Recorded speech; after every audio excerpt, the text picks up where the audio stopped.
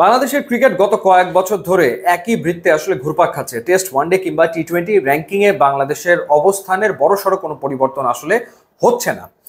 এবং কেন কি কারণে হচ্ছে না সেটা ব্যাখ্যা করতে গিয়ে বাংলাদেশের সাবেক কোচ নিক পোথাস, যিনি আসলে চাকরি ছেড়ে দিয়েছেন, সহকারী কোচ তিনি আসলে ছিলেন এবং 2026 সালের মার্চ মাস পর্যন্ত তার চুক্তি ছিল, কিন্তু তিনি আর এই চুক্তি কন্টিনিউ করতে আগ্রহী না, চাকরি ছেড়েছেন। তিনি ক্রিক বাসকে দেওয়া সাক্ষাৎকারে বিশদ তুলে ধরেছেন এবং তিনি আসলে কি বলেছেন সেটা নিয়ে যদি আমরা একটু আলোচনা করি, যে বাংলাদেশ ক্রিকেট বোর্ডের উচ্চ পদস্থ কর্মকর্তারাই ক্রিকেটের বিভিন্ন সিদ্ধান্তে অতিরিক্তভাবে জড়িয়ে পড়েন, যে কারণে কাঙ্ক্ষিত উন্নয়ন আসলে সম্ভব হয় না।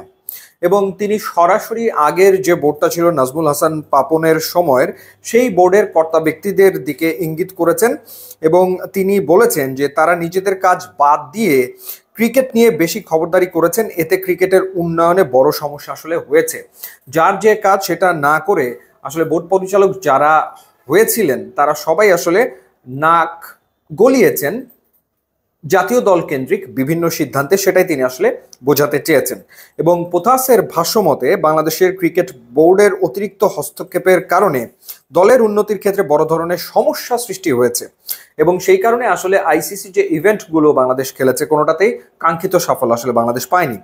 এবং বাংলাদেশের ক্রিকেটে যে অসম্ভব সম্ভাবনা রয়েছে তা উড়িয়ে দেওয়া যাবে না, তবে সঠিকভাবে কোচিং দেওয়া এবং আধুনিক সুবিধা না থাকার কারণে ক্রিকেটাররা আন্তর্জাতিক ক্রিকেটে উন্নতি করতে পারছে না, এটা পোথাসের মতে।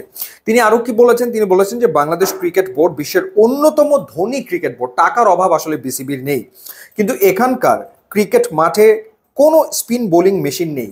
ইংল্যান্ডের প্রতিটা কাউন্টিতে স্পিন বোলিং মেশিন রয়েছে, বাংলাদেশে একটাও নাই, not even a single one. এমন একটি শূন্যতা স্পষ্টভাবে বোঝাচ্ছে বোর্ডের কতটা অবহেলা হচ্ছে বাংলাদেশ ক্রিকেটের ভবিষ্যৎ সম্পর্কে। অর্থাৎ জোড়াতালি দিয়ে কোনো মতে রেজাল্ট আনার যে চেষ্টা, সেই চেষ্টাটা আসলে বোর্ড কর্তারা করেন, কোনো লম্বা পরিকল্পনা থাকে না। তিনি আরো বলেছেন যে পুরনো বোর্ডের অন্তর্দৃষ্টিতে ক্রিকেট সম্পর্কিত সিদ্ধান্তে অত্যাধিক হস্তক্ষেপ হতো।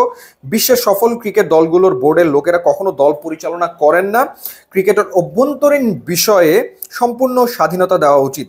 কিন্তু বাংলাদেশের সমস্যা হচ্ছে এখানে বোর্ড ক্রিকেট পরিচালনা করতে চায়, অথচ তাদের কাজ হওয়া উচিত ব্যবসা পরিচালনা করা। সো ব্যবসা পরিচালনা না করে তারা আসলে ক্রিকেট পরিচালনা করতে চায় এবং জাতীয় দলকেও আসলে তারা পরিচালনা করতে চায়। এবং তিনি উইকেট নিয়েও কথা বলেছেন যে ইচ্ছাকৃতভাবে স্লো এবং লো উইকেট বানানো হয়েছে বিভিন্ন সময়, যাতে ক্ষতিগ্রস্ত হয়েছে বাংলাদেশের ক্রিকেট।